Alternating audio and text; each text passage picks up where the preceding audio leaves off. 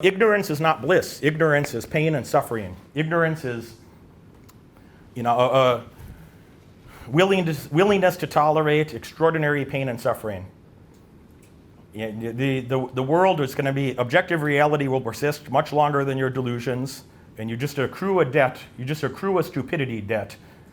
When you're avoiding difficult work, when you're avoiding intellectual tasks, when you're avoiding things that you know are in your long-term best interest, and deferring to your short-term emotions instead of what you know is in your long-term best interest, you're doing it to your own detriment, and you will suffer greatly for it.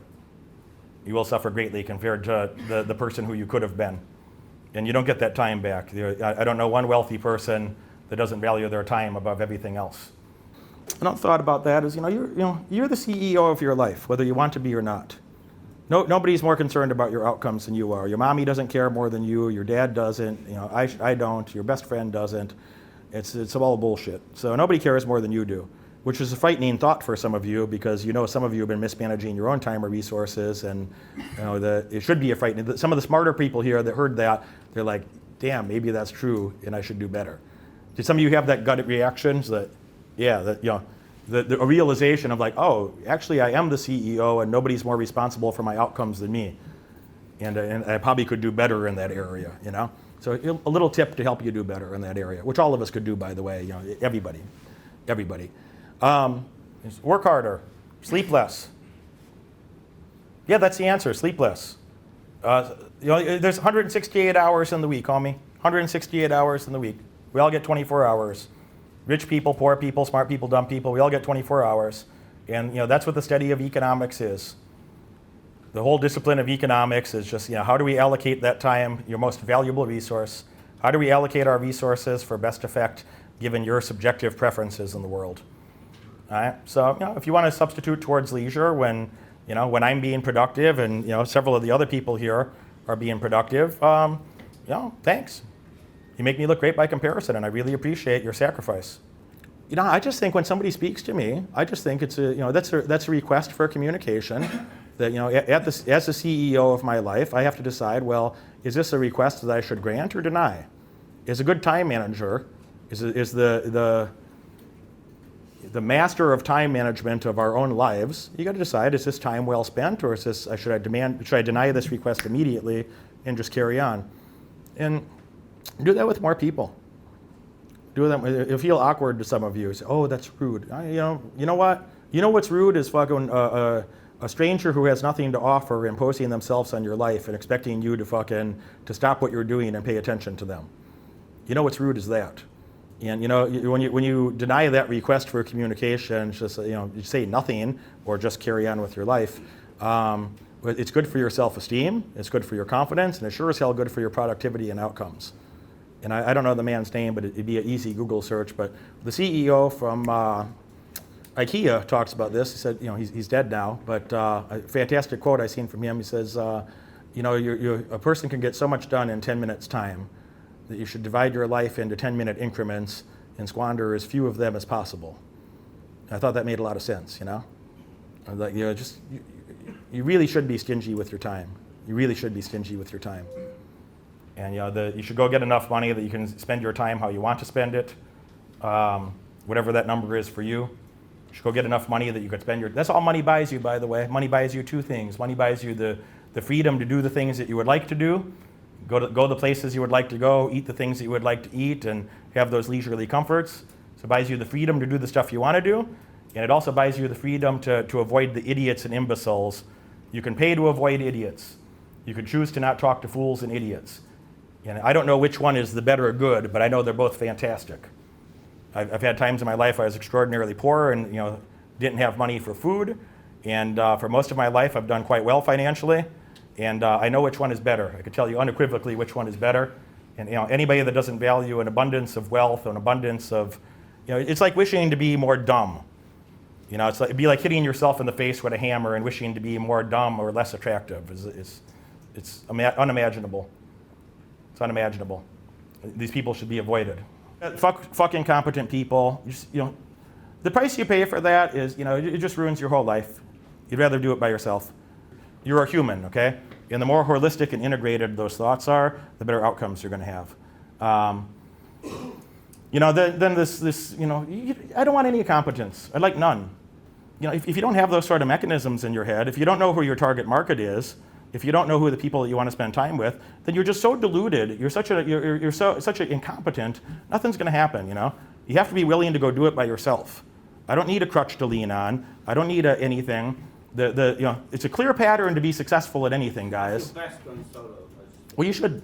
You should. And you know what? And the guy that becomes competent at doing that alone, when you find another person who has a similar skill set, who's very competent doing that alone, and you have those two people that are able to do that alone, and they find a like-minded companion to go do that together, they're dear friends.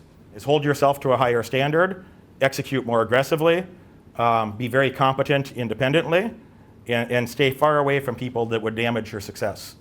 And when you find other people that are living in a similar lifestyle, you're going to be natural friends. It's going to be easy and beautiful and graceful and organic. It should be perfectly natural and organic. If you have to convince that person or persuade that person to do anything, you're really fucking yourself. You're really fucking yourself. It should be obvious. The value proposition should be obvious.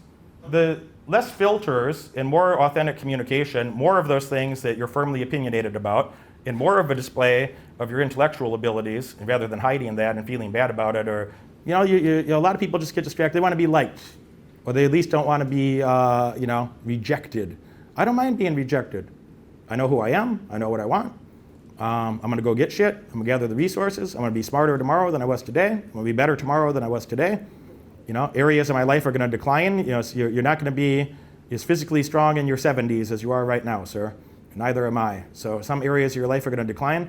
When I look at a guy like Charlie Munger, he's 95 right now, is Warren Buffett's business partner, for those who have been living in Plymouth.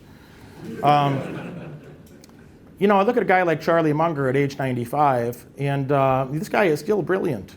His brain is still working at an extraordinary high level. And I'm sure he has his senior citizen moments and his foibles, but I hope to be doing. If I could be 80% so good, if you could live to 95, that sounds good, eh? And if you could be doing 80% of the thinking that he's doing, you really won. So, man, it's, I don't need to be friends with everybody. I don't like most people. 90% of humans, I hope to never meet them. I don't want to be around them. The things that you learn, the things you learn about psychology and negotiation, and most importantly, marginal decision making. How do humans make decisions under stress? Yourself and the others. How do you make decisions under stress? And most people don't put themselves in those situations, and they won't put themselves in a situation to be in those stressful environments and be humiliated, and go to the jiu-jitsu gym and go roll and get choked again and again and again, and go to the entrepreneurial thing and be embarrassed and humiliated. And it's no fucking wonder that a guy that's physically capable of dominating other men, and has financial abundance and has intellectual abundance, is like, well, no wonder everybody wants to be that type of guy. The people that seem to have the best lives, elements of their life that you might like to emulate, these are people that they value education and they have an extraordinary work ethic. People that don't, if you don't value education and you're not willing to have an extraordinary work ethic, you're not going to do much. Nobody's writing a book about you, bro. You're not going to do much of anything. You'll be, there'll be no songs written about you. There will be no hymns sung about your patheticness or incompetence. It's just you just die and you fade away in history, and no one knows that you ever lived, nor should they. And that's what it is. I'm not a big legacy guy. This is not a big moralistic speech about your legacy or some shit. But if you want to have a good life and actually be, these things are tied together. If you want to have the most freedom and the most abundance of high quality shit for yourself, you're going to have to help other people solve their problems. And you're not going to do that if you're a dumbass with a shitty work ethic. So you have to value education. You have to have a great work ethic. You have to have enough humility to know that you're too stupid to figure it out by yourself. It would be very wise if you're serious about any endeavor. A guy that's good at MMA, they didn't do that by rolling around with a teddy bear in your living room and watching a YouTube video. That's not how it works. Your brain doesn't even want you to win, bro. Do you understand that? Your brain doesn't even, it's not there for you to win and be a fucking, a titan in the universe. Your brain is just there to help you survive. That's your default settings. And if you don't reprogram those default settings, it's like, what are the irrational things that I'm doing? What are the best practices in various steps? Is like, All right, well, you might survive, but you wouldn't call it winning. You wouldn't call it thriving. So, hard work is not enough. Hard work doesn't, it's not enough. Hard work is required, but it's necessary, but it's not sufficient to get you an excellent outcome. But how many people here have a great work ethic? You're a really hard worker. Put your hand all the way up. Okay. Now let's put those down. All right. How many of you are multi-millionaire already? So if hard work is enough, just look around. Let me ask that question again. How many of you are multi-millionaire already? Just look around. 2. If hard work was enough, that wouldn't be the situation, would it? How many of you are, this is a terribly biased question that you can't possibly give an honest answer to, but I'm going to ask it anyway. How many of you think you're well above average intelligence? All right. All right. So that's like asking a question that's, in the United States, there's a study that 91% of people believe they're above average drivers. So 91% believe they're above the 50th percentile. So this question is biased. But, if your intelligence was enough, you'd have fantastic outcomes, wouldn't you? It's not enough. So you have to have a very good work ethic. You have to have every intellectual resource. You'd be striving daily to gather more intellectual resources. You have to have good mentors and teamwork. And a human is a social creature. Business is a team sport. And if you don't build the right team around you, it's going to be very lonely, and you're probably going to fail at it. The guys that get good at this is that you build a network around you. Isn't business that way? Don't you guys find this in business? Yeah, man, I go out of my way to find those people and make myself useful to those people and so on. Like, I don't even want much from them. I just, like literally hanging out in the goddamn room with some of those people, you just pick up a couple little ideas here or there. If you got one good idea, just by association, just by hanging out with somebody, you can make a lot of money with that in business. If you don't, look, the real shortcut, and all the smart people here know that. The smartest people in the room already know this. They just don't know that it applies to this context. The shortcut on how you get good at anything is you go buy the best mentors. I know it sounds self-serving. I don't give a fuck. It's just the truth. All right? It'd be like you're angry paying for your Ivy League university tuition. No, it's a privilege to be there. It's a privilege to pay the goddamn tuition to be in those environments. And a person who doesn't think so, well, no wonder they didn't get in. No wonder they weren't even qualified to apply. All right? You hire. You don't have time in your life to fucking figure it all out by yourself, bro. Somebody else, it's called research. They call, the topic research, it's called research because somebody else already did the fucking work for you. You just have to rediscover the work that's already been done to understand the things that happened before you. And, when people don't, young people are old, when people go through life and you don't understand history a bit, you're really a victim. When you don't understand what happened before you and you're just reacting to the nonsense memes of the day, you're an extraordinary fool, and you're going to be greatly victimized whether you know it or not. And this person's too stupid to know what their potential could have been. They're not studying economics in any real way.